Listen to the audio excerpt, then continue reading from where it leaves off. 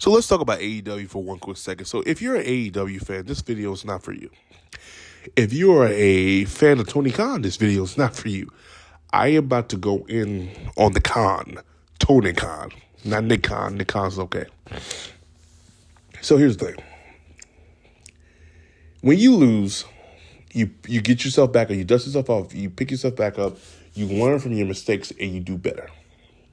You don't have a timber tantrum or Twitter tantrum and go in there and try to downgrade your competition. You don't downgrade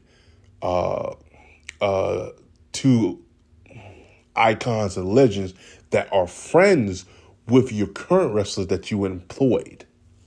You don't do that. But Tony Khan does do that. We all know what he said. We all know it. He brought up his mother and her grave, then talk about it got personal when they were tampering with the contracts and stuff like that. Here's the thing. I'm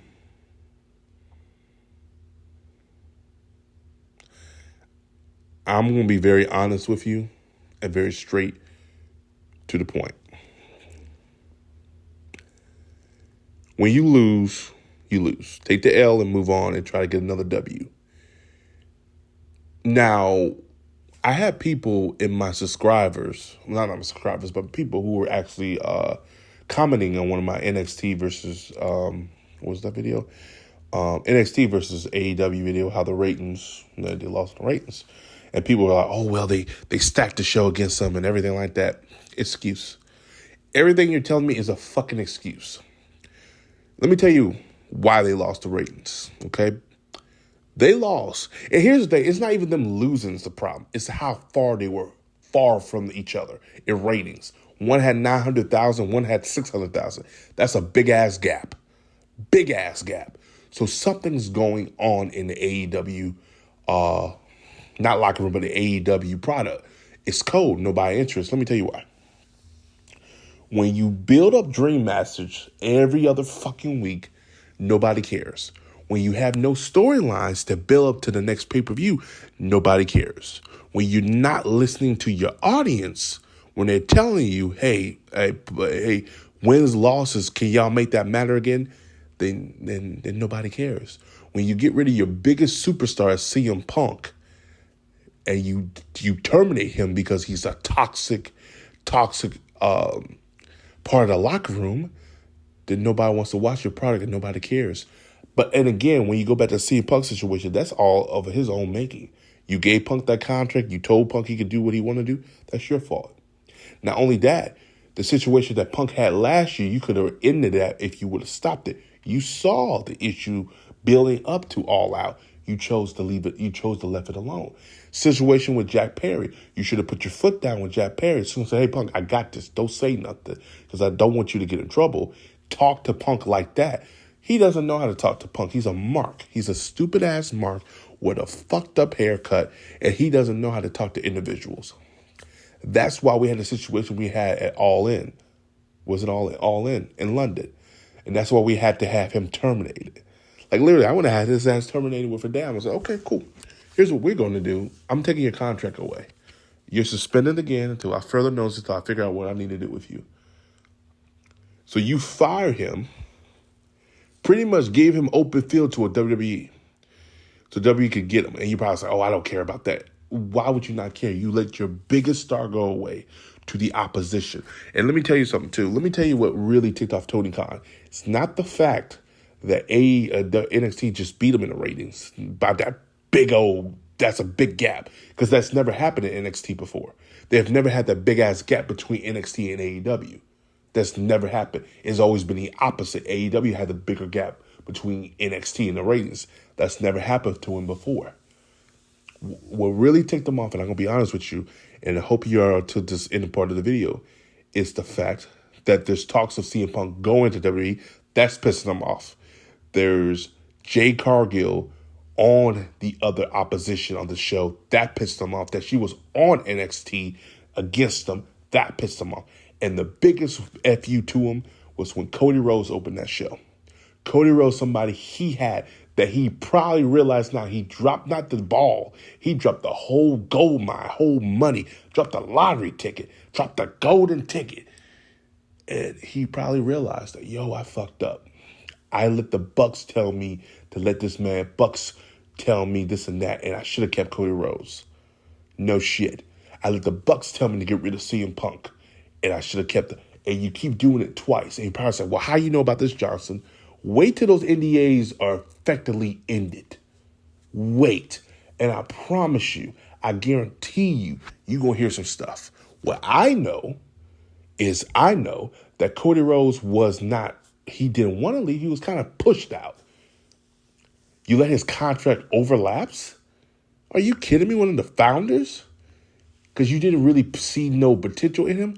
And he goes to WrestleMania, be the biggest highlight of WrestleMania. You let him go to the other side. When Cody Rhodes left, that's when the ratings start dipping. That's when the product started. If you notice, the product itself started changing. Not for the better either. Another factor is when Tony Khan took full creative control, that's when the quality dipped. Because when the Young Bucks, and this is the only time I give the Young Bucks credit, when they were working on the tag team division, guess what was happening? Everybody was liking the tag team division. Another thing, too, when Cody Rhodes was kind of doing the main event and when it had win-losses matter, it actually mattered. Even when Kenny Omega worked on the women's division, it was actually not that bad. When they all were doing something in the product, it actually wasn't bad. It was actually likable. It was watchable. It was just enjoyable. Simple. It's convoluted. It's every match is a dream match. Every this and that. It's just like skits don't make sense. Like the honeymoon phase has been over, but even when they did the honeymoon phase back then, it felt more professional. Didn't feel as indie as it does now. It feels more indie than it did back then because you had Cody Rhodes trying to maneuver things to make things better, and you had a Young Bucks still kind of fucking up things, but in a way, they were still behind the scenes. And when the Young Bucks were more behind the scenes, they were less on TV, which didn't mean less viewership. And they came off very special because, again, Young Bucks didn't wrestle that much because they were booking. Same with Kenny Omega. They were booking. Same with Cody Rhodes. He was booking. And that's what we were having. When you look at it now, it's just nobody matters no more. You have Edge on AEW in less than 2 weeks. Nobody cares about him. No one wanted to see Adam Coleman, which is a terrible name. I don't know why he kept that name. He's like, oh, well, I'll keep the rated R superstar. It's like it doesn't work without the Edge. And you can't really be the rated R superstar no more because it's nothing rated R. If anything, you should have said add a rated R superstar, Adam, or something else. I won't even name myself Adam Coleman when you already have Adam Cole there. So that's kind of like, that was kind of messed up for him to do because you got Adam Cole there. So I don't know. It's kind of, the AEW is a product of great talent, but it's booked to all hell. When they showed us Shawn Michaels AI with being best booker, yeah, he probably will be because everything makes sense on NXT. Braun Breaker looks like a beast. Carmelo Hayes and Trick Williams got that storyline going on. That's interesting. The women's division is on fire. When I watch their women's division, I'm like, holy shit, it's a night and day difference than any other division other than Impact's. Their division is on fire because the girls look special.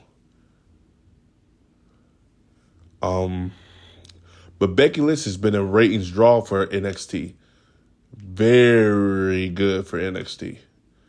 And you look at AEW, they don't have that. They've gotten to the point where they have settled with their niche audience. But the worst thing about it though, the niche audience, they're fading away. Because the casuals are gone. The casuals are gone. They won't come back. If they do come back, it's very rare. They might have to give back CM Punk or something like that, but they are not coming back. That casual's gone. They're gone, and that's AEW's fault to squander it. So I blame AEW for that. But as always, guys, like, subscribe. Peace. Have a Johnson day. This is a video. Let me tell you. Tony Khan needs to figure out what he needs to do, but he also needs to leave Twitter alone and just move on. As always, peace.